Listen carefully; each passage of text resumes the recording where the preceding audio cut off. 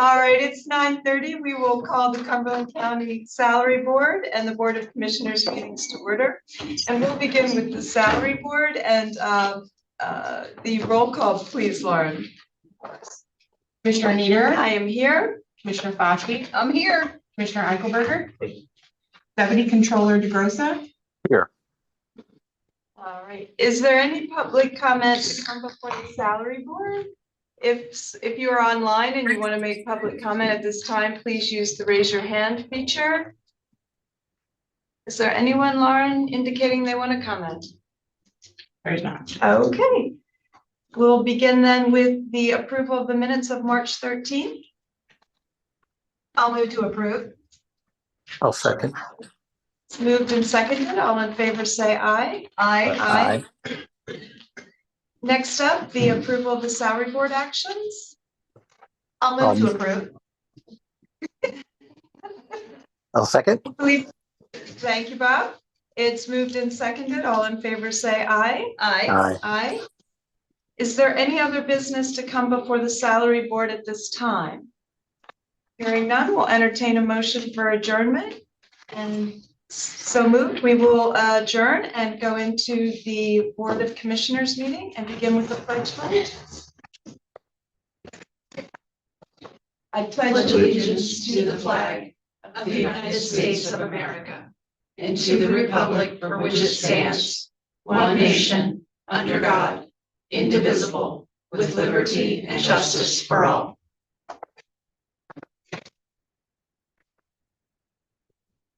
We will call the Board of Commissioners meeting to order and again, begin with a roll call, please, Lauren.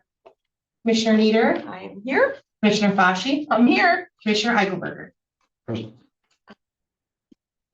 This is the point in the agenda where there would be public comment on any non-agenda items. If you are online and would like to make public comment, please use the raise your hand feature. And do we have any indication of that, Lauren? We do not. Okay, perfect. We will roll in then to the consent agenda. Thank you, Commissioner. So the consent agenda is a list of routine items that do not appear to be controversial in nature and which do not seem to require any additional discussion. If anyone does request discussion on any of those items, now would be the time to make that request. Hearing none and seeing none, Commissioners, I would ask for approval of the consent agenda, which is agenda items 4 through 12. I'll move to approve. It's moved in second. All in favor say aye. Aye. Aye. Thank you, Commissioners. I did say aye. Okay, I didn't hear. Next up, we will go into the regular agenda. All right, so the regular agenda is a list of non-routine items that will be discussed and may be acted upon individually. And we'll start with agenda item 13. I'll call on Justin Miller to discuss the authorization to advertise for paper shredding service bids for recycling and waste. Good morning, Justin. Good morning. So last fall, we had a meeting with facilities, finance, and the commissioner's office to talk about paper shredding. Currently, different departments are using different vendors, and the total annual spend is nearing bidding thresholds.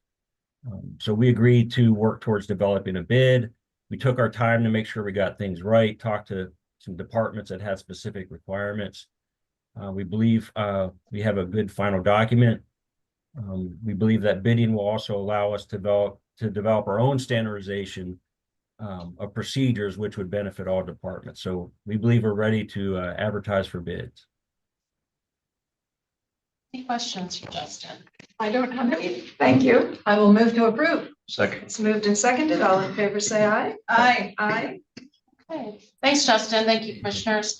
That takes us to the contract and grants portion of the agenda, and I'll ask Angela Smizer to cover those agenda items. Thanks, Stacy. Good morning, everybody. Moving on to agenda item 14, I will call on Nancy Conklin to discuss contract for aging community services. Good morning, Nancy. Good morning, Commissioners. Good morning, Stacy. I'm here to request the approval of the contract for the Alert One medical alert system, which provides a personal emergency response systems to our eligible consumers in our options program. Any questions for Nancy? No questions, and I will move to approve. Second. It's moved and seconded. All in favor say aye. Aye. Aye. Thanks, Nancy. Thanks, Nancy. Thank you all. That takes us to agenda item 15, and I will call on Jamie Ryber to discuss the contract addendum for children and youth. Good morning, Jamie. Good morning. This is for Bethany Christian Services of Central Pennsylvania. They are a foster care provider for us. It is an addendum to the contract we already had in place with them. We discovered that when they gave us their medically needy rates for their foster care levels, that they also included the portion that is paid for by medical assistance. So this is just changing those rates to a lower rate, reflecting that we aren't paying that portion that medical assistance covers. Any questions? No, only one today, Jamie, and it's a decrease. That's Only a good day for you. Thank you. Entertain a motion for approval? I just want to ask a question. Okay. Oh, because this says that, Jamie, the paper that received says that this is no change. It doesn't say increase or decrease, it says no change, unless of course I have the wrong No, sheet. I think they updated it online. It's checked decrease. Got it. Okay, So- thank you. All right, so we'll move to approve. It's moved and seconded. All in favor, say aye. Aye. Aye. All right, thank you, Jamie. Thank you. Great, that takes us to agenda item 16, and I will call on Eric Radnovich to discuss the contracts for the District Attorney's Office, FID. Good morning, Eric. Good morning, Commissioners. I have two contracts before you. They are hang on here.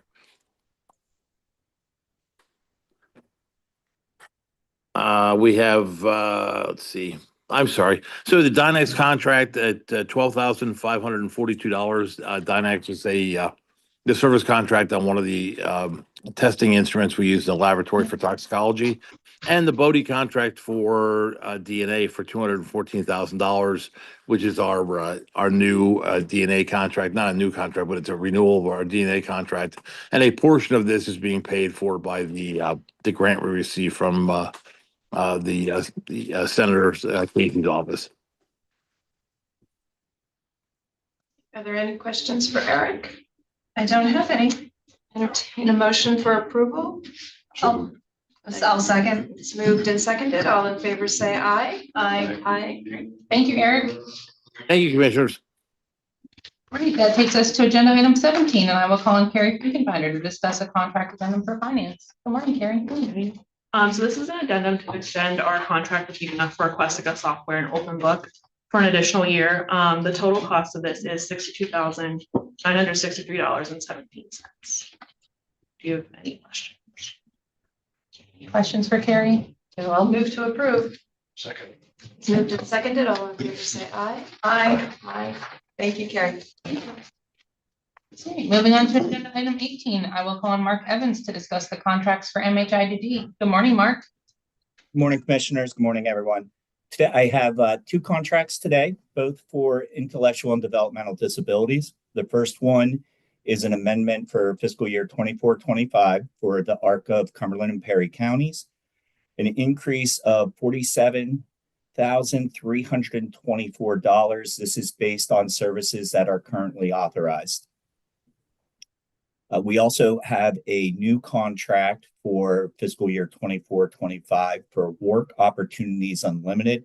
They are a newer supported employment provider that is helping individuals with intellectual disabilities gain competitive employment in the community. And that initial contract is for $3,000. Any questions for Mark? Nope. And Solicitor, in full disclosure, I served on the board of the ARC of Cumberland and Perry counties for a number of years, but I'm no longer involved in that organization. Since the time you've taken office here? Not since I've been in office Okay. here. Yes, sir. Okay, thank you. So we have two contracts before us. I'll move to approve. Second. It's moved and seconded. All in favor, say aye. Aye. Aye. Thank you, Mark. Thank you, Commissioners. Thank you, everyone. Thank you. That takes us to agenda item 19, and I will call on Elizabeth Grant to discuss the contracts for planning. Good morning, Elizabeth. Good morning, everyone. I have 5 contracts for your consideration this morning. All of these projects were in our 2024 CAP block grant application to the Department of Environmental Protection and were approved by funding through DEP. The first is a contract with the Borough of Carlisle for $46,500. for the Biddle Mission Park Forest Buffer Enhancement Project. The second is to David and Libby Rosen Center for Healthy Families for $19,729 for the Red Tomato Farm and in Lawn to Meadow Conversion Project. The third is with Lower Allen Township for the High Properties Detention Basin retrofit in the amount of $153,096. The next is with Middlesex Township in the amount of $101,200 for the Middlesex Township Stream Restoration Project. And the last is with South Middleton Township in the amount of $49,047 for the Misty Meadows Bioswale Project. Are there any All questions? excellent projects. All excellent, Elizabeth. Thank you. Thank you so much. Would you like to make a motion? I will move to approve. It's moved and seconded. All in favor, say aye. Aye. Aye. Thank you, Elizabeth. Thanks, Elizabeth. And agenda item 20, I will call on Claudia Garner to discuss a grant application for public safety. Good morning, Claudia. Good morning, everybody. We are asking for your approval to apply for the Emergency Management Performance Grant, known as the EMPG. It is a reimbursable grant for the period of performance from October of 24 through September of 25. And the amount will be determined at the time we get the grant award letter. The last 4 years, the average has been about $101,000. Although we have seen about a 10% decrease each year. That grant is used to support up to 50% of 2 of our staff positions. Any questions for Claudia? I don't have any. Entertain a motion. So moved. Take a move in first, Jean, and a second, Gary. Thank you. All in favor, say aye. Aye. Aye. Thanks, Thank Claudia. you. And that concludes the contract and grant section, so I'll turn it back over to Stacy. Thank you, Angela.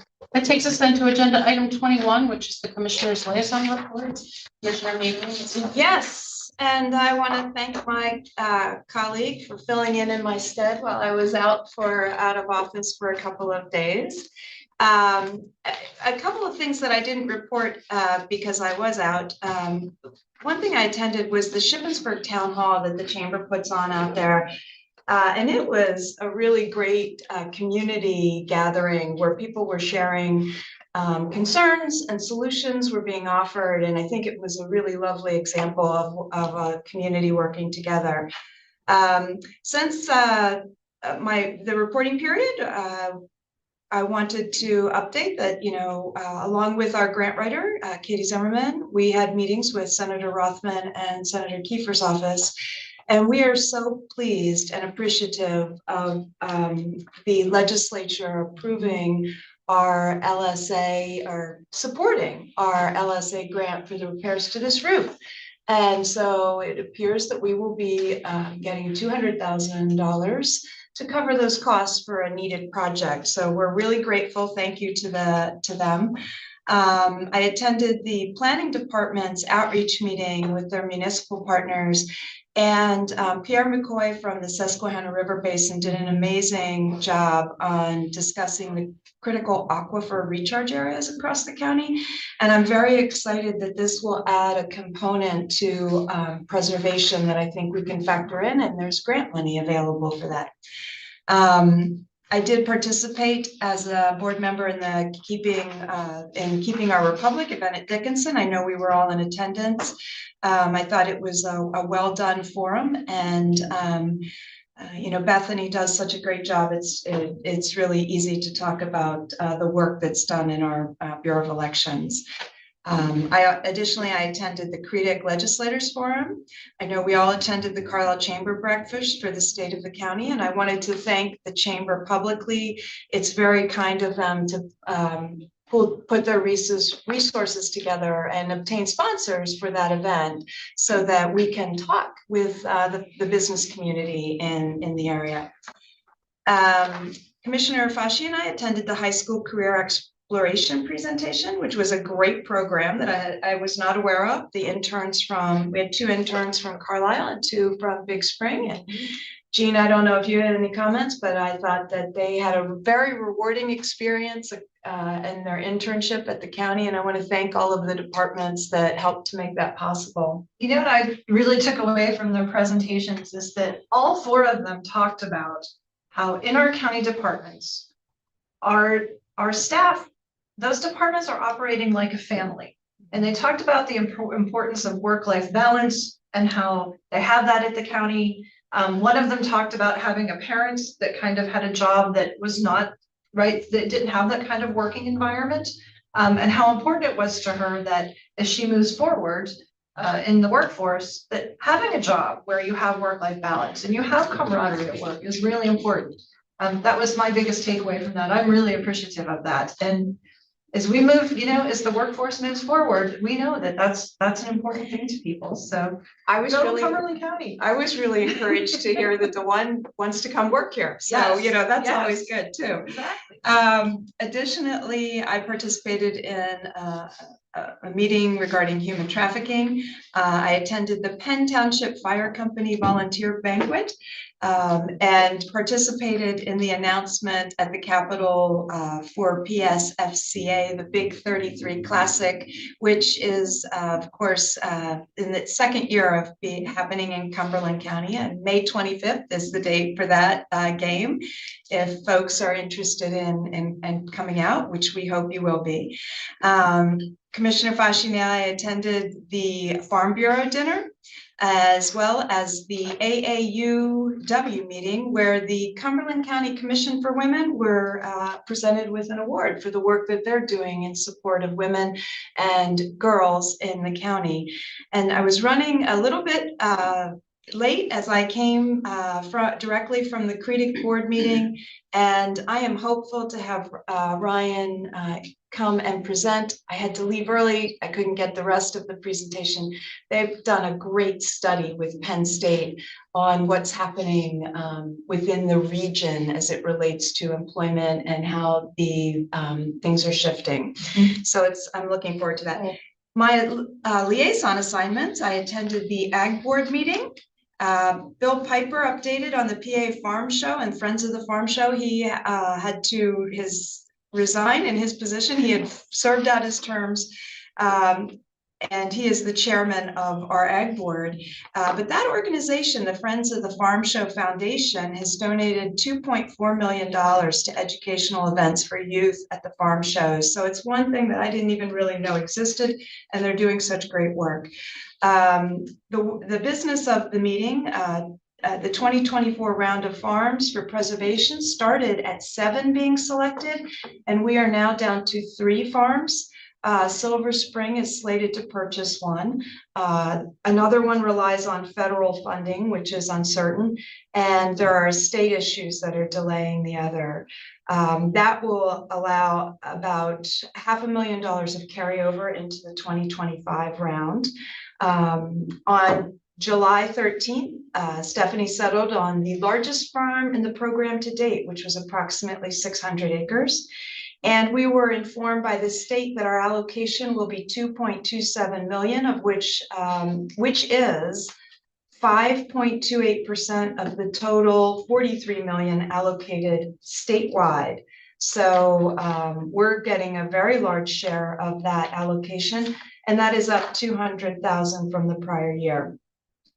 They are currently interviewing for a replacement of their solicitor who is retiring, and staff is preparing for a recertification of the program to the PA Department of Agriculture.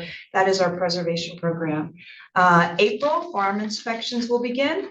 And there was a lengthy discussion held in regard to a group of citizens that are hoping to solicit donations on behalf of the farmland preservation. Next up, I attended the CADIC board meeting. We met in person, which is something that they're going to be doing quarterly. And I think it's really great. The engagement is much better. In addition to the standard secretary and treasurer's reports, they approved an audit. The audit, I know you all get these packages, so you can review that. Additionally, the finance committee approved $217,000 in grants. The tourism committee has a grant in process. Rec solicited RFPs for services related pertaining to the Frog Switch site and selected BL companies. And there's new reporting. So as you look at that, please take a look through the format. I think it is so vastly improved and helps us to get a better understanding of the activities of the organization. Additionally, I attended the CADIC Tourism Committee meeting. The committee discussed the one grant before them that had previously been there, and they voted to advance that to the Finance Committee.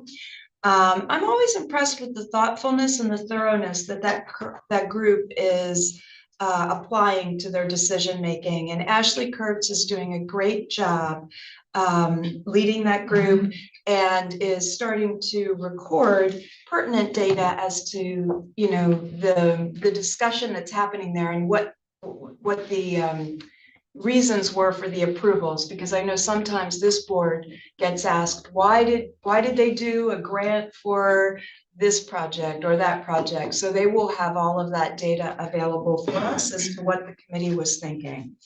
There was discussion surrounding their brainstorming session from 2024, and they're laying the groundwork for a review of the various grants and evaluating if some of them are still necessary or how they can be improved.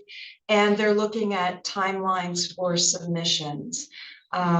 Lastly, I attended the planning meeting, and Ritu presented the Wormleysburg Borough's new comprehensive plan, which was partially funded by a grant from our planning department.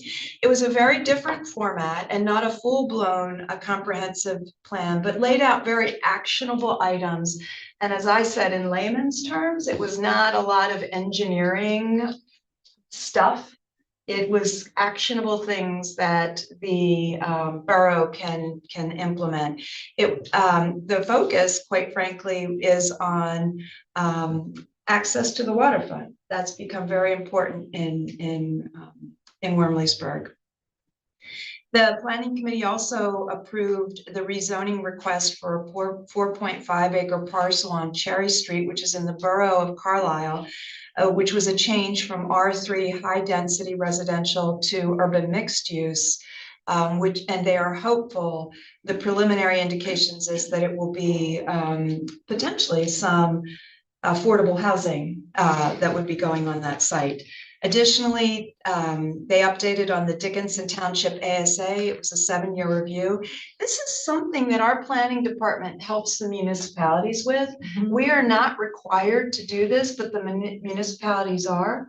And when they take on this responsibility, it takes time and energy, but they're really updating a lot of very old documents and getting the plan prepared for reapproval, and it creates a lot of great consistency across the county. So thank you to that group for doing that. One of the outcomes of that was a recommendation of a reduction of approximately 375 acres in the ASA because of old subdivisions, and there were just things that were no longer being farmed. They had been replaced by housing. So farming was no longer appropriate on those sites. So that was it. It's been a busy couple weeks. Thank you for your patience. Thank you, Commissioner. Well, good morning, everyone. I would remind you to use the Cumberland County Library system. There's just great things going on there. On March 13th, I attended the ICNA annual Interfaith Ramadan dinner, and there were many Cumberland Countyans in the room. There were lots of people from across the region in the room. That is always a great educational event, and it's also a fabulous time just to get to know people and talk with people. That was fantastic. This Sunday, I will be heading to the community Passover event in Harrisburg. So, we're really at a time in the year where there's lots of really tremendous religious things going on, spiritual things. It's an important time for many, many people. March 16th, I attend the County Commissioners Association of Pennsylvania committee meetings at their conference in Harrisburg. I'm on the Behavioral Health Committee. And I am on the Veterans and Emergency Services Committee, so we had lots of good discussion there and some planning. The Housing and Redevelopment Authority is not meeting in March. I went with Katie Zimmerman and we met with Representative Nate Davidson, and he was also incredibly instrumental in getting the county LSA grant for the replacement of our slate roof. That is, I was just so grateful for it. It's just so nice that everyone, that delegation came together to really help us with that. I'm very, very grateful for that. And that does include Representative Gleim and Representative Delozer, Representative Kutz, and Representative Ecker. So it takes a village. Yes, and our senators, Yes, Senator Rodman and yes, Senator Rodman, Kiefer. yep, I mean, Rodman. that was a Yep. great bipartisan effort to assist us, and we needed it, and Yep. I'm very grateful for it. So Katie and I, in our conversation with Rep. Davidson, there's some other things that Rep. Davidson brought up about the region, about transportation, about congestion. So we're going to make arrangements to sit down and hopefully get a bigger conversation going about those things. It's an exciting time. And Rep. Davidson, is young, and he is energetic, and he wants to make things better for this region well into 30 years. So I appreciated the conversation with him very much. So you mentioned that we talked about the state of that we went to the state of the county, and I'm just going to put this out there. So there are now reports that our presidential administration is looking to cut 10,000 people from the Department of Human Services, and has now told states that there is grant money that they will not be able to receive, particularly for addiction counseling, addiction rehab, for some things in terms of combating the spread of communicable diseases. And so I want to put that out there because this county, one of our biggest thing that we do is deliver human services. And so we need those dollars that pass from the federal government to the state, to us, to be able to deliver them. Something that I'm keeping a very close eye on, and I think it's probably time. And I know that we have been thinking about it and working on it, that we really get it out to the public about what this will mean if we don't get those dollars. I was reading this morning that New York State, their governor is tremendously concerned. They are looking at the loss of $91 billion in human service funding. And that will be a tremendous loss. I don't know what we're looking at. I haven't gotten into that, but I'm sure we'll find out. Well, so much is up in the air. It is everything is up in the air. And our budget is positioned, and we have Yes. Carrie in the room, that if we even maintained the funding that we had allocated would be a balanced budget, which is tremendous work by so many individuals to make that happen from where we started a year ago at the $20 million deficit. So this is critical that we get at least that. So yes, it is. Yes. So that's something that we are, lest anyone think that we are not paying attention to that, we are. I had a really nice meeting at the Army Heritage Education Center. And the Army Heritage Education Center is our biggest tourist attraction in Cumberland County. And they are looking to redo their display, what they have in that museum, their display. It's free. That is free. That is a great service for veterans. It's a great service for the public. It's a great service for the Army. And so I was excited to hear that they are working on an upgrade and actually redoing what they have there. It's a good time.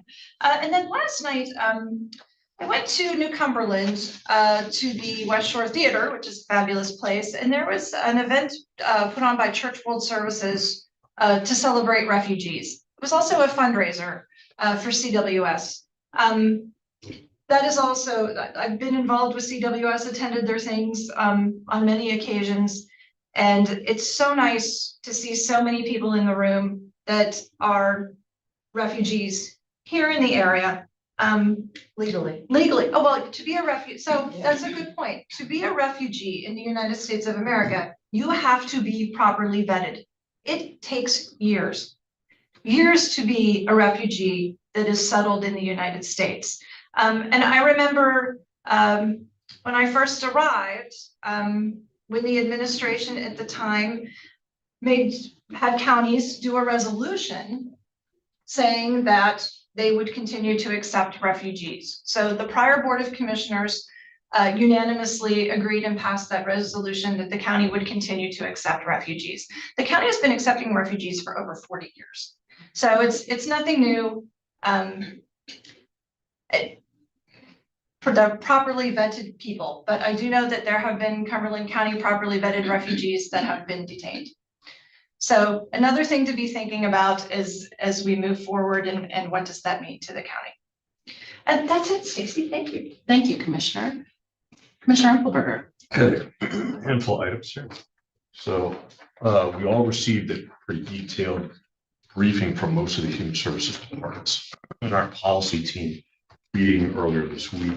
So I won't go back over those things, but there were a few supplemental items I just wanted to mention from those. I did touch base with Annie Huff over Aging and Community Services.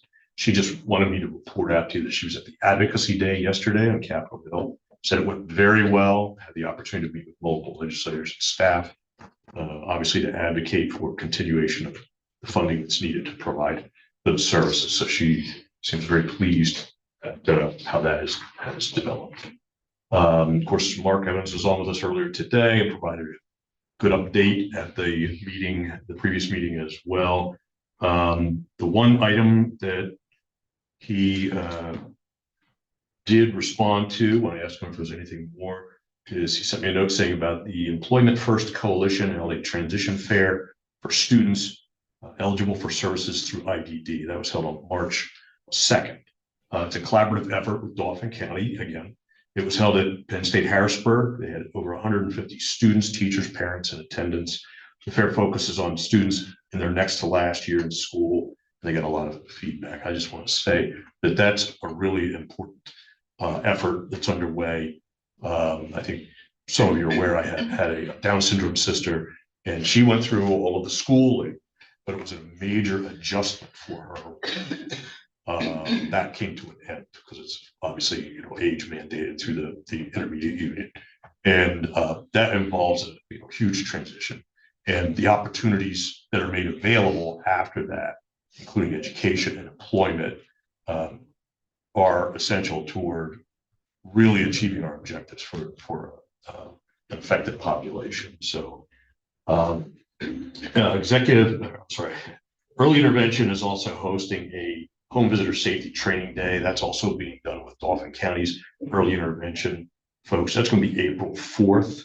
They have speakers coming in from the intermediate unit to some of their to go over some of the home visitor safety practices and a number of other topics. I don't need to go into those, but that it does involve some other departments as well. Our Cumberland Perry drug and alcohol staff will be there to talk about drug concerns, what may be at the home, and what to do in those instances. So that's capital area intermediate unit program for both our counties. So Gary, I'm happy to update. Actually, I attended the MH advisory board meeting. I noticed that you were in your office and hadn't joined, so I jumped on. And Annie had updated that committee on the emergency walk-in center and gave the background on the local crisis team being housed at our public safety building. And she also, they were asking questions about the budget.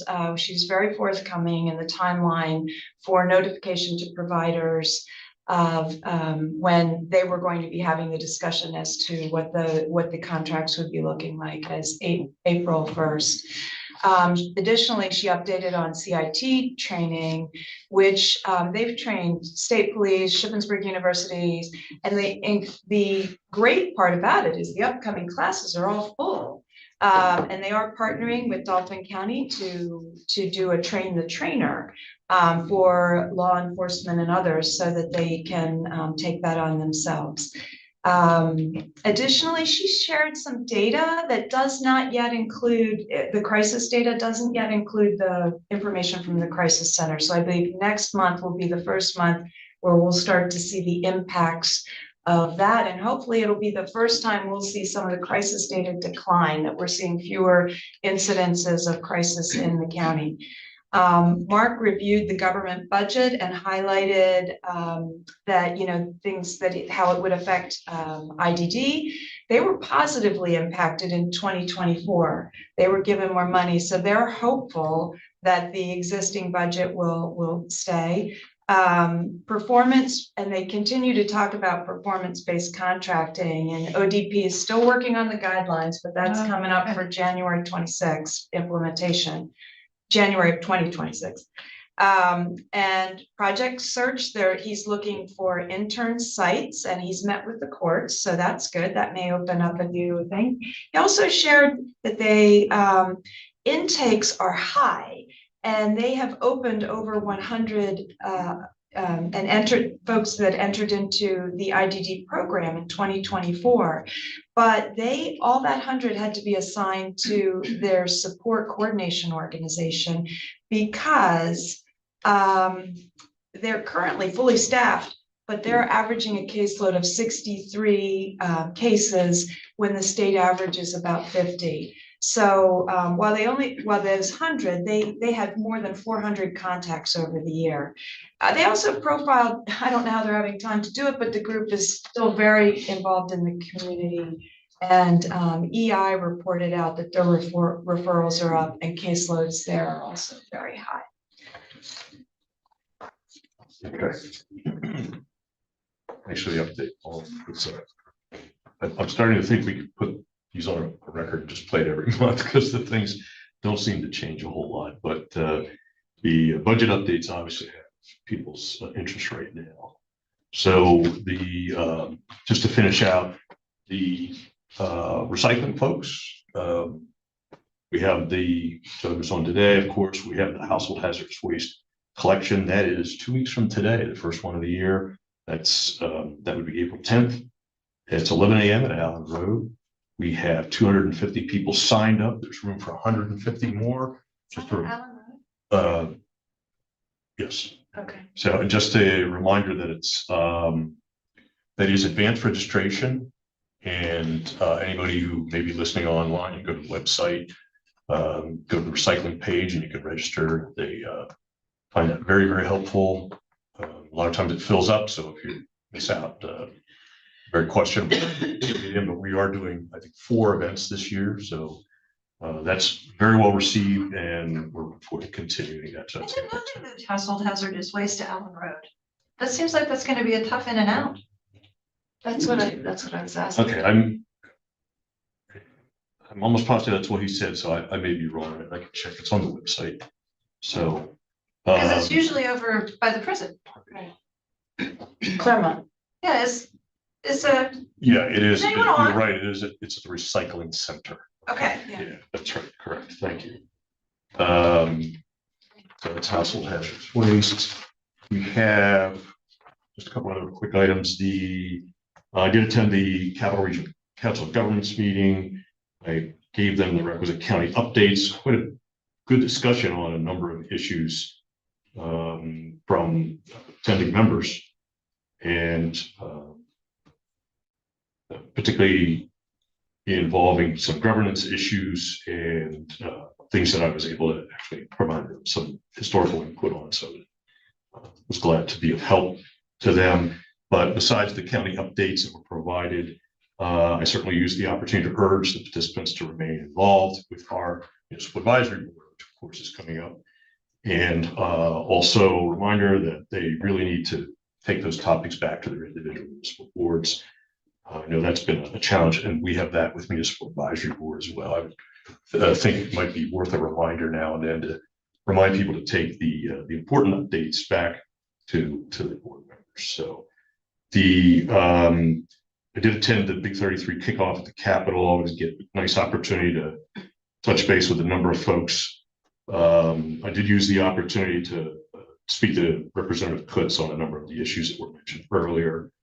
And I do have something of a dialogue going with Representative Gleim on some agricultural issues that were referenced at the state and county. So hopefully we'll have some good information when the planning exercise gets underway.